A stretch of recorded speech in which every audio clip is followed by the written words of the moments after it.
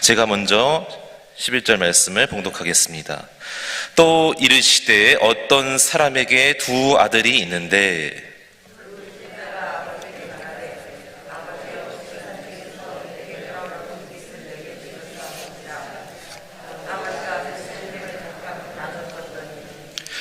그 며칠이 안 되어 둘째 아들이 재물을 다 모아가지고 먼 나라에 가 거기서 허랑방탕하여 그 재산을 낭비하더니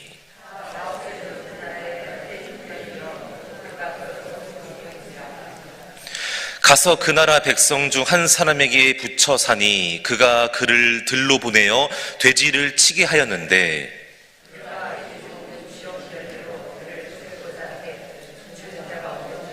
함께요. 이에 스스로 돌이켜 이르되 내 아버지에게는 양식이 풍족한 품꾼이 얼마나 많은가. 나는 여기서 줄여 죽는구나. 아멘. 할렐루야. 네, 오늘 또 월요일 새벽이고 어린이날인데 오늘 이렇게 또 새벽에 나오신 여러분 모두의 가정이 주님께서 함께 하시는 임마누엘 복된 가정 되시기를 축복합니다. 예, 제가 2023년 7월부터 이제 계속해서 사도행전으로 새벽에 설교를 했는데 오늘은 특별히 또 이렇게 어린이날이고 또 5월 가정의 달이기 때문에 사도행전이 아닌 사도행전이 아니라 누가복음 15장에 나오는 말씀으로 이번 주에 계속해서 기회가 주어질 때마다 설교를 하도록 하겠습니다. 특히 오늘 이제 본문에 나오는 이 잃어버렸던 둘째 아들이 다시 돌아오게 되는 이 탕자의 본문을 통해서 다시 한번 우리가 계속해서 또 영적인 깨달음을 우리에게 주실 줄로 믿습니다. 예전에 이제 한 2달 전에 어떤 제 또래의 젊은 목사님의 설교를 듣게 되었는데 잘 아는 목사님이어서 쉬는 날 또 그 목사님 워낙 설교를 잘 하시는 분이기 때문에 이렇게 설교를 들었는데 그런 얘기를 하더라고요. 자기가 이제 전화 신방을 하면서 어떤 여자 성도님하고 이렇게 통화를 하면서 이야기를 나누다가 그분이 그랬다는 거예요. 자기가 이렇게 어떤 딸이 있는데 어린 자녀가 있는데 그 자녀가 어느 날 이 엄마한테 하고 그랬다는 거예요. 엄마, 나는 엄마가 너무 좋다는 거예요. 왜 엄마가 왜 좋냐 그랬더니 그 딸이 하는 말이 그냥 우리 엄마니까 좋다는 거예요. 엄마가 나를 사랑해주고 또 내가 엄마를 사랑하는데 그래서 좋다는 거예요. 다른 이유가 없고 그냥 엄마니까, 우리 엄마니까, 또 엄마가 나를 사랑해 주니까 너무 좋다. 그래서 그 집사님이 그 말을 듣고 너무 감동이 받아서 이제 이 기쁜 마음으로 그 목사님에게 그런 얘기를 했던 거예요. 근데 이제 그 목사님도 어린 자녀의 그 딸이 있는데 6살, 7살 된 딸이 있는데 그분의 이야기를 들으면서 자기의 딸이 생각이 났다는 거예요. 자기의 딸하고 이제 비교되는 그런 모습이 생각이 나면서 자기가 겪었던 또 얘기를 하는데 어느 날 자기가 이제 이렇게 아침에 교회로 나가기 전에 딸하고 약속을 했대요. 내가 오늘 돌아올 때 맛있는 아이스크림과 과자를 사오겠다. 근데 이제 그날 바쁘고 너무나 이렇게 이제 정신이 없다 보니까 그냥 집에 돌아오게 되었습니다. 그래갖고 이제 집에 왔는데 딸이 아빠를 보자마자 아빠 아이스크림 어디 있어? 그랬다는 거예요. 아빠가 힘들게 와갖고 이렇게 막 지쳐서 피곤해갖고 왔는데 아빠 막 이렇게 그런 아빠를 반기는 게 아니라 아빠보다 아침에 약속했던 그 아이스크림과 과자를 찾았다는 것이죠. 근데 또 어때요? 아빠 손이 빈손이잖아요. 미안해, 아빠가 깜빡했어, 다음에 사다 줄게 그랬는데 딸이 어떻게 되는 거야? 갑자기 펑펑 울면서 내 아이스크림 빨리 사오라고 막 울면서 그래갖고 바로 나가고 알았어, 당장 내가 사올게. 바로 그냥 다 가방이 보고 내려놓고 근처에 마트에 가서 아이스크림과 과자를 사다 줬다, 그런 얘기를 하더라고요. 그러면서 이제 그분의 집사님의 딸과 우리 자기의 딸을 이렇게 비교하면서 얘기를 했는데 오늘 이 본문에 나오는 탕자의 비유, 둘째 아들의 비유, 어제 그저께 계속 말씀을 준비하면서 5월달 우리 가정의 달이고 또 부모와 자녀 간의 여러 가지 또 신앙적으로 영적으로 볼 때 참 우리에게 많은 교훈을 주게 됩니다.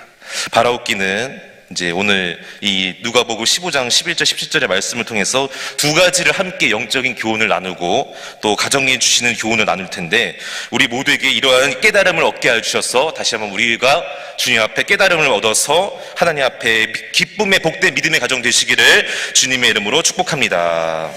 첫 번째로 우리 11절 12절 말씀 같이 한번 읽어보겠습니다. 11절 12절 말씀 시작. 또 이르시되 어떤 사람에게 두 아들이 있는데 그 둘째가 아버지에게 말하되 아버지여 재산 중에서 내게 돌아올 분깃을 내게 주소서 하는지라. 아버지가 그 살림을 각각 나눠 주었더니. 아멘. 예, 여기서 오늘 이제 첫 번째로 우리가 알아야 될 것은 왜 이 자녀가 둘째 아들이 아버지께 유산을 달라고 했을까? 그겁니다. 이 당시의 문화나 전통으로 볼 때에는 아버지가 아직 살아 계신데 나의 유산을, 내 분깃을 달라고 하는 말을 하는 것 자체가 말이 안 되는 거예요. 정말 이거는 아버지한테 불효하는 거고 아버지 가슴에 대못을 박는 말이고 아버지에게 너무 깊은 상처와 아픔을 주는 말입니다. 아버지가 죽은 다음에야 받을 수 있는 그 유산인데 아직 멀쩡히 살아 계신데도 아버지에게 지금 유산을 달라, 이 말은요 무슨 말이냐면은 아버지 당신은 나에게 죽은 사람과 같다는 그 말이에요. 나한테 아무 필요 없다는 거예요. 멀쩡히 살아있지만 나한테는 당신이 아무 의미도 없고 관계도 없고. 그렇다면 지금 뭐를 말하는 것입니까? 아버지한테는 관심이 없고 아버지가 갖고 있는 그 재산, 유산, 거기에만 관심이 있다는 것이죠. 그렇습니다. 여러분, 이게 오늘날 우리에게 무엇을 말하냐면요, 우리가 정말 바라봐야 될 것이 하나님, 삼위일체 되시는 전능하신 하나님이신데 그 하나님과의 관계가 더 중요하고 날마다 그 하나님을 만나는 게 더 중요한데 때로는 우리가 오늘 이 둘째 아들처럼 거기에는 관심이 없고 그 아버지가 주는 복만 바라보고 기적만 바라보고 어떤 잘 되는 것만 바라본다는 거예요. 그래서 우리가 이렇게 하나님 앞에서 잘못된 모습을, 하나님 마음에 아픔을 드리는 그런 모습을 보일 때도 있다는 것입니다. 물론 중요합니다. 하나님께서 주시는 복도 중요하고 기적도 중요하고 내가 점점점 잘되고 승리하고 성공하는 거 중요합니다. 그러지 말라는 게 아니에요. 그런데 그것보다 더 중요한 건 뭐예요?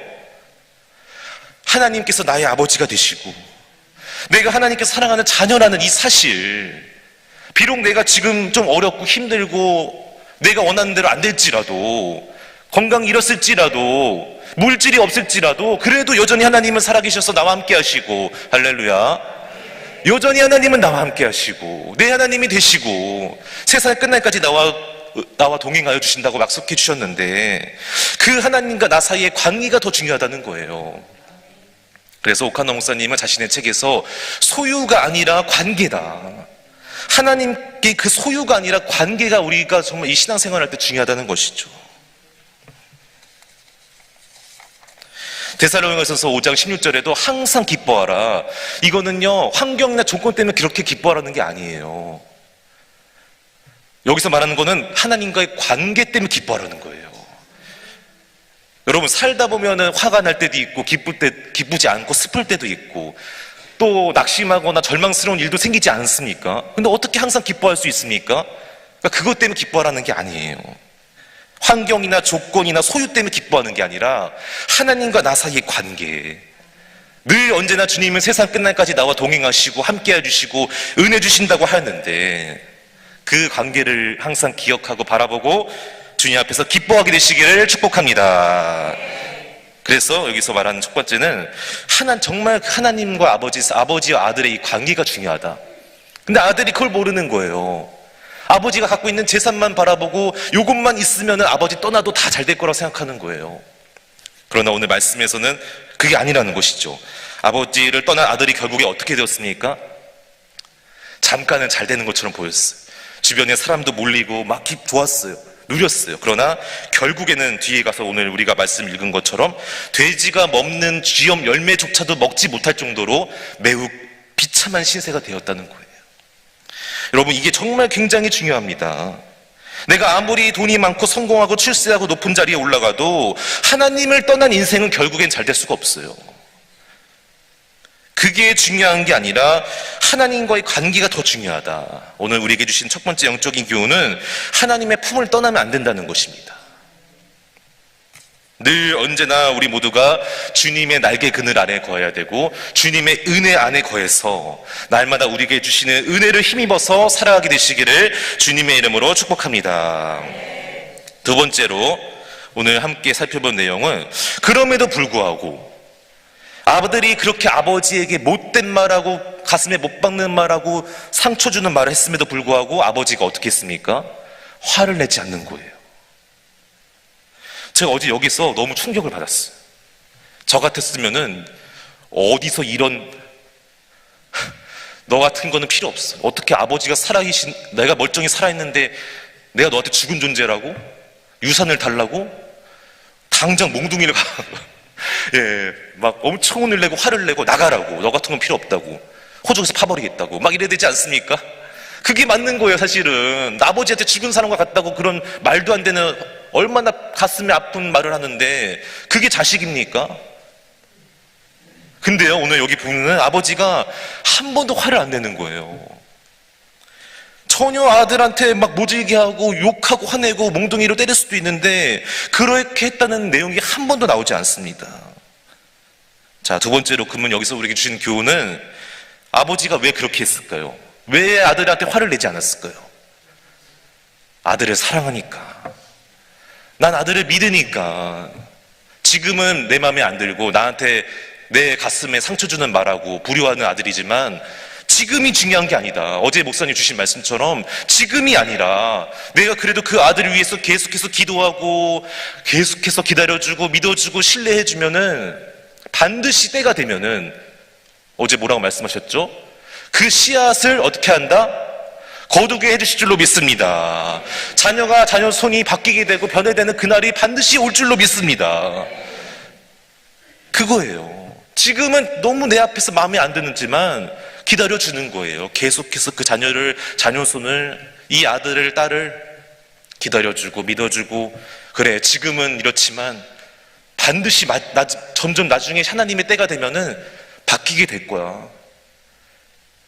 내 마음을 시원하게 해주고 내 마음에 기쁨을 주고 내가 하나님 앞에 감사할 수 있도록 이 아들이 바뀌고 우리 자녀가 바뀌고 우리 자녀가 잘 되는 그날이 반드시 올 거야.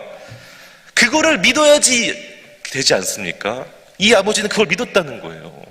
나중에 이제 또 살펴보겠지만 그래서 아들이 떠난 다음에 매일매일 문 밖에 서서 기다립니다. 하루도 빠지지 않고 아들이 돌아오기만을 기다립니다. 그리고 결국에는 아들이 돌아오게 됩니다. 그래서 여기서 우리가 알 수 있는 것은 아버지는 아들을 믿어줬다는 거예요. 기다려줬다는 거예요. 끝까지 사랑해줬다는 거예요. 여러분의 자녀가 있고 자녀손이 있는데 지금 여러분의 마음 아프게 어제 목사님 말씀처럼 내 자녀가 내 말 너무 잘 듣고 내가 하라는 대로 다 하고 순종적인 자녀도 있지만 그렇지 않은 경우도 많잖아요. 이 자녀 때문에, 자녀손 때문에 너무나 날마다 괴롭고 고민이 되고 스트레스 받고 힘들고 도대체 어떻게 이럴 수가 있을까? 그런 분도 계시잖아요. 하지만 오늘 이 말씀에 보면은 아버지는 여기 나오는 이 아들보다 더 심한 아들이 있습니까? 아들이 아버지한테 당신은 필요 없습니다. 그냥 죽어버리세요.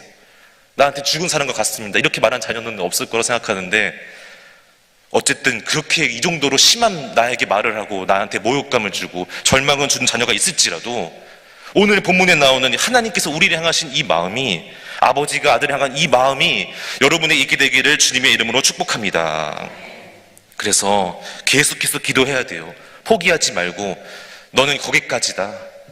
넌 더 이상 필요 없다. 쓸모없다. 이게 아니라 계속해서 그 자녀손을 위해서 기도해주고 눈물로 기쁨으로 씨앗을 뿌리는 자는 반드시 거두게 될 줄로 믿습니다. 예, 그래서 오늘이 어린이날인데 어제가 어린이 주일이었고 오늘이 어린이날인데 여러분의 자녀손들을 위해서 계속해서 기도하고 눈물 흘리고 하나님의 때가 되면은 반드시 하나님께서는 불가능이 없으신 하나님께서는 내가 생각한 것 그 이상으로 내가 상상할 수 없는 그 이상으로 나에게 은혜 주시고 우리 가정에 복을 주실 줄로 믿습니다. 저는 어제 이제 목사님 말씀을 들으면서 마지막에 또 그 서열 4번째 손자가 그렇게 막 기도하고 먹어야지 막 다들 앞에서 그렇게 말을 하고 또 기도를 시켰더니 너무 그렇게 기도를 잘하는 모습을 그런 얘기를 들으면서 저도 어렸을 때 부모님의 그런 생각이 나더라고요. 저도 어렸을 때부터 지금까지 계속해서 지금 나이가 40이 넘은데도 아버지 어머니에게 저는 그래도 어린 자녀같이 보이나 봐요. 항상 얘기하시는 거예요. 주일 성수해라. 반드시 주의는 지켜야 된다. 그렇죠. 목사한테도 목사도 안 지킬 수 있습니다. 예. 그래서 하나님의 그게 뭐냐면은 꼭 그것도 있지만 하나님 경외하는 삶을 살아야 된다. 항상 하나님을 경외하고 첫째도 둘째도 셋째도 뭐다? 겸손이다. 절대 교만하지 마라. 네가 어떻게 되든지 어디 있든지 절대 교만하면 안 된다. 항상 겸손해야 되고 항상 하나님 최고로 생각하고. 그래서 어렸을 때도 보면은 제가 이렇게 아직도 기억이 나는데 6학년인데 막 미열이 있고 아팠어요. 주일이었는데 안 가려고 생각하고 있었는데 웬만한 부모님이 안 보내잖아요.